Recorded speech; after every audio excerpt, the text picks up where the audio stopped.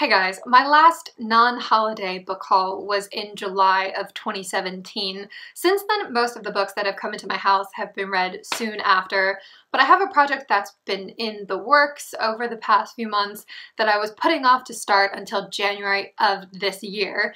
Now, if you follow my channel, you'll know that I read mostly women authors. I love a lot of male authors as well, but the writers who've shaped my taste have largely been women, and many of them contemporary women authors. Unfortunately, women writers are underappreciated in almost every aspect of the book world. If you look at influential literary journals and publications, overall far fewer women are represented than men, and this matters because often being published in those kind of outlets is the first way that authors are discovered by agents. I'll leave a link to the Vita website below. It's about women in the literary arts, and they've compiled statistics on this kind of thing over the past few years. When women are published, far fewer are awarded major literary prizes or given reviews in major outlets. And there's an interesting statistic that male reviewers overwhelmingly review books by male authors. This problem is compounded by the fact that the majority of reviewers at major outlets are men. For an Irish take on this, I'll leave a speech below of Anne Enright's that was published in the London Review of Books all about this topic. There's a great part at the beginning where she says, "If a man writes, 'The cat sat on the mat,' we admire the economy of his prose. If a woman does, we find it banal." I've been in situations with various people in my life, from family members to casual acquaintances, who have sort of realized in my presence that they can't remember having read a book by a contemporary woman author. And I've found this a bit alarming because these people haven't been non-readers, and I can't imagine having a similar experience where it dawns on a reader that he or she has never been exposed to contemporary writing by men. It seems to be a one-way street. Now, this isn't even taking into account the people who are proud of the fact that they don't read writing by women. Believe me, those people exist, but I don't plan to spend my limited time and energy engaging with them. Obviously, there are plenty of women writers who are widely read and loved, who have wonderful careers with critical and commercial success, and that's fantastic. But personally, I think that the image of a great writer in our collective consciousness is still predominantly tied to male figures and to traditionally masculine themes, and that's one of the reasons that I love championing the women writers I admire. So I've been collecting books by contemporary women authors over the past few months and saving them to share with you now. This is going to be a two-part haul, so after this introduction video, the next video is going to focus on poetry collections, short story collections, YA, fantasy, and thrillers, and then the following video will focus on nonfiction and novels. Now, I would have bought all these books anyway without considering gender, but I thought it would be nice to put them all together because I'm hoping that these videos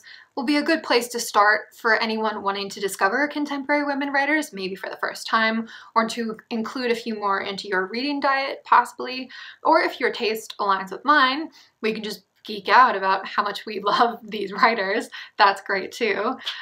So there is this social element to it, but you would be justified in rolling your eyes at me if this were just an elaborate way for me to pat myself on the back about how socially conscious I am, because at the end of the day, I'm a reader. I want to read good books, and this is mostly about me having a personal library now of a few shelves of books that I'm pretty confident I'm gonna love, so that when I'm in a reading slump, I can go to those shelves and pick a book that has a good chance of giving me that reading spark again. Before we get to the official list in those videos, I had quite a few books by contemporary women writers before I started buying more last July.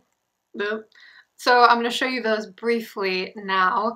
As I go through these videos, I'll be telling you any books that I've read by some of these authors previously, and that's not to be like, oh, look at all the books that I've read. It's to give you an idea of where I'm coming from with each one of these authors, and also if you want to give me suggestions, you can recommend books I haven't read yet. Okay. Here are some of the authors whose works I read previously, who have other books that have been languishing on my shelves. Let's start with Her Majesty Toni Morrison. I've read Beloved and The Bluest Eye each twice, so time for me to branch out with her. And I think Sula and Song of Solomon are going to be my next picks from her. Then I have A Place of Greater Safety by Hilary Mantel. This is her novel about the French Revolution. Like so many readers, I adored her Thomas Cromwell novels, Wolf Hall and Bring Up the Bodies, which both won the Booker Prize. Casual. She's a go-to historical fiction writer for me. Keeping in the historical fiction vein, I have March by Geraldine Brooks, which won the Pulitzer Prize. I've read People of the Book and Caleb's Crossing by her, and I read Little Women more times than I can count growing up. It was so dear to me, and this is about the father of the March family as he fights in the Civil War. Then I have Signs for Lost Children by Sarah Moss. I really enjoyed the first two books in this loosely connected trilogy, Night Waking and Bodies of Light, especially Bodies of Light, which is neo-Victorian, and this follows the characters from that previous novel. I also want to read The Tidal Zone by Moss, which is set in contemporary Britain. An author I finally read in 2017 was Zadie Smith. I really liked Swing Time, and I've heard it's one of her weaker novels, so I also bought On Beauty by her, which won the Women's Prize for Fiction one year, back when it was called the Orange Prize.